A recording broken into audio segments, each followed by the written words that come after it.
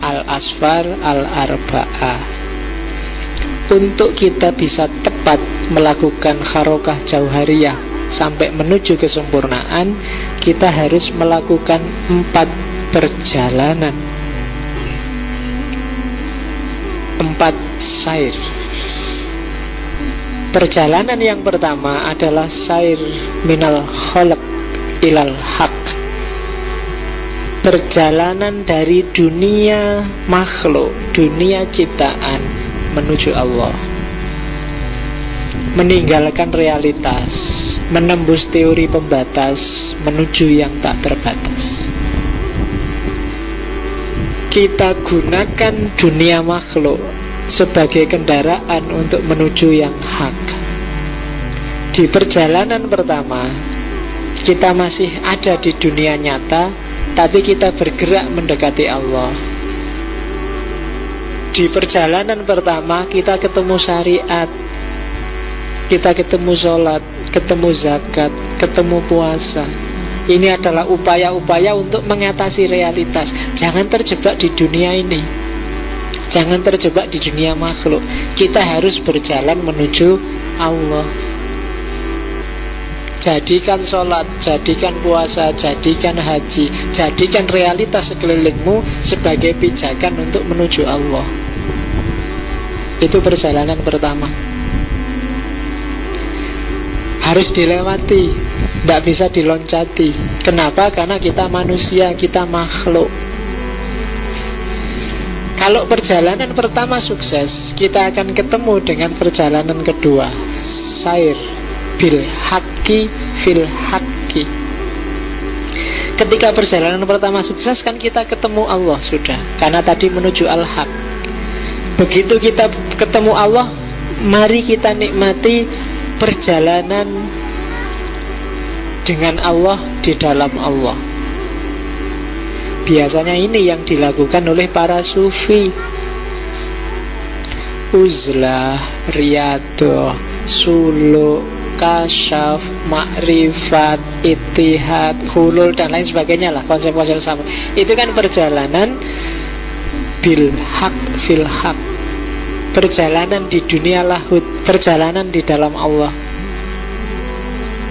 Perjalanan kedua, setelah tadi kita nyampe di Allah lewat kendaraan pertama. Kalau kita sukses mengembarai dunia ketuhanan, saatnya kita kembali. Jangan berhenti di sana,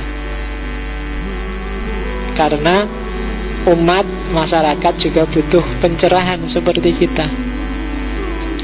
Perjalanan yang ketiga adalah sair minal haq ilal khalq, dari Allah menuju makhluk. Jadi kembali ke tengah semesta, namun batinnya sudah terikat oleh Allah. Melihat segala sesuatu sekarang sudah enggak tertarik lagi, karena yang ada di matanya hanya Allah. Jadi kalau sudah nyampe dunia Allah itu, dunia sudah enggak penting dan tidak menarik lagi. Begitu dia kembali ke makhluk, ya melihat segalanya adalah manifestasi dari adanya Allah. Sair minal haq ilal khalq. Dan perjalanan yang keempat, yang terakhir, sair fil khalq bil haq, perjalanan di dalam makhluk. Yang sekarang sudah nyampur dengan makhluk, seperti tadi perjalanan awal, tapi sekarang Allah ada bersamanya. Kalau dia ngomong, Allah jadi mulutnya. Kalau dia jalan, Allah jadi kakinya. Kalau dia bergerak, Allah yang menggerakkan. Takhollak bi ahlakillah. Jadi sekarang beraktivitas bersama manusia sudah Allah yang ada dalam dirinya, mewarnai dunia dengan cinta ketuhanan, membantu sesama berlayar menuju Allah. Karena dia yang sudah tahu alamatnya untuk ketemu Allah, maka sekarang melakukan perjalanan puncak, sair fil khalq bil haq. Biasanya kalau para sufi, perjalanan keempat ini wujudnya adalah mungkin bikin torekot, mungkin bikin lembaga, bikin yayasan, bikin perguruan. bikin pondok pesantren, itu sair fil kholq bil haq. Jadi ada 4 perjalanan. Yang pertama perjalanan menuju Allah, yang kedua perjalanan di dalam Allah, yang ketiga perjalanan dari Allah, dan yang keempat perjalanan dengan Allah. Nah, itu al-asfar al-arba'ah. Nggak usah tanya saya ada di mana, kita baru ancang-ancang mau masuk ke yang pertama. Nggak usah saya ada di mana ya Pak. Alah, paling yang pertama aja belum kamu. Baru belajar untuk melakukan perjalanan pertama. Ya semoga kita ngalami perjalanan kedua, syukur-syukur bisa ketiga, dan alhamdulillah kalau sudah nyampe keempat. Harus diusahakan untuk menuju tadi. Caranya ya al-harokah al-jauhariyah, gerakan yang substantif. Itu al-asfar al-arba'ah, 4 perjalanan. Dan Mula Sadra sendiri menjalankan 4 ini. Diawali ketika dia ahli semua ilmu-ilmu keislaman, ahli teologi, ahli fikih, ahli Quran, ahli hadis, dan melakukan sair yang pertama. Sampai puncaknya kemudian dia melakukan uzlah, tak bilang tadi, melakukan uzlah 7-11 tahun. Itu perjalanan di dalam Allah. Kemudian dia kembali lagi bikin sekolahan, jadi guru, membimbing orang, nulis kitab untuk menceritakan pengalamannya di dunia Allah. Itu perjalanan dari al-haq. Dan terakhir segala aktivisme sosial, aktivisme keagamaannya untuk membimbing orang, membimbing murid-muridnya, melahirkan sair yang keempat, yaitu perjalanan dengan Allah. Jadi teori ini hasil kristalisasi sebenarnya perjalanannya Mula Sadra sendiri, yang disarankan juga untuk semua kita harusnya juga melakukan 4 perjalanan ini. Wahyu, iya, kalau menurut Mula Sadra, seorang nabi itu memiliki kecerdasan puncak dan imajinasi puncak.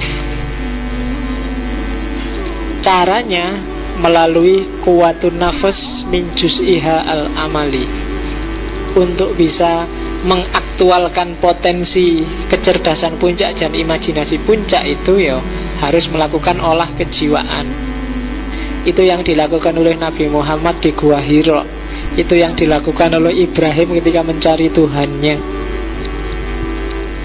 Kuwatun nafas min juz'ihal amali.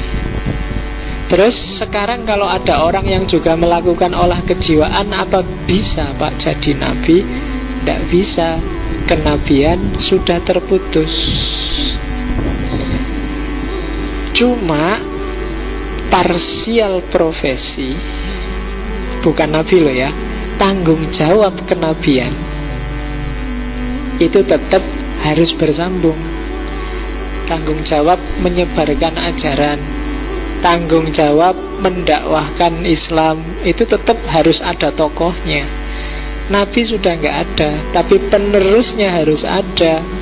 Karena kalau enggak, agamanya akan mati. Ya kalau kita ya para ulama, karena Mula Sadra seorang Syiah, ya bagi dia penanggung jawab kenabian ya para imam. Kalau kita ya para ulama, para wali, itulah mereka yang penanggung jawab kenabian. Dan akan selalu ada, jangan khawatir. Di hadis sendiri kan juga ada yang bilang bahwa sekian ratus tahun pasti akan ada fuhulnya, pasti akan ada ahli yang muncul. Kenapa kayak gitu? Itu kalau dalam bahasanya Mula Sadra, karena Allah nggak akan tega membiarkan kita kebingungan. Karena Allah juga ingin cepet-cepet dia dikenali. Kayak di Ibnu Arabi kemarin loh, fakholaktul khalqa fabi arafuni, kuciptakan makhluk biar kenal aku. Lagi makhluknya kok nggak karu-karuan terus, kapan kenal aku itu? Allah sudah nunggu-nunggu dengan kerinduan yang luar biasa, tapi kamunya leta-lete. Kayak bahasa nih wong Jogja kan gitu, kamu leta-lete terus. Sudah ditunggu Allah itu loh, kamu kok lama banget sih. Nah, kadang-kadang terus Allah, ya sudah ada orang tertentu yang dikasih ilham untuk melanjutkan tanggung jawab kenabian. Itu wahyu dan kenabian. Oke, yang terakhir, ini ada satu puisi yang saya senangi dulu dari Mula Sadra.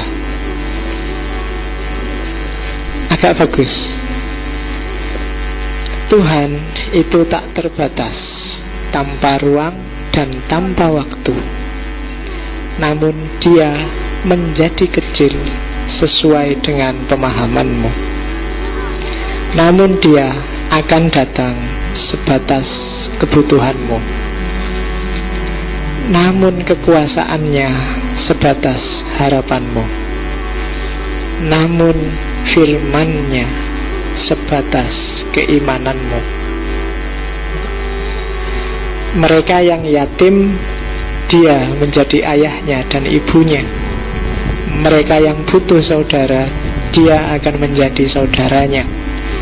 Mereka yang putus harapan, Dia akan menjadi harapan. Mereka yang tersesat, dengannya akan menemukan jalan. Mereka yang berada dalam kegelapan akan mendapatkan cahayanya. Mereka yang sakit akan disembuhkannya. Tuhan akan menjadi segalanya dan bersama seluruh manusia, namun dengan syarat keyakinan, dengan syarat sucinya hati, dengan syarat sucinya rohani, dengan syarat menjauhi perkawanan dengan kekejian. Cucilah hatimu dengan debu dari segala debu. Cucilah pikiranmu dari segala pikir yang keliru. Cucilah mulutmu dari segala kata yang tak perlu. Karena Dia senantiasa menantimu, memanggilmu di setiap lorong hening malammu. Iya.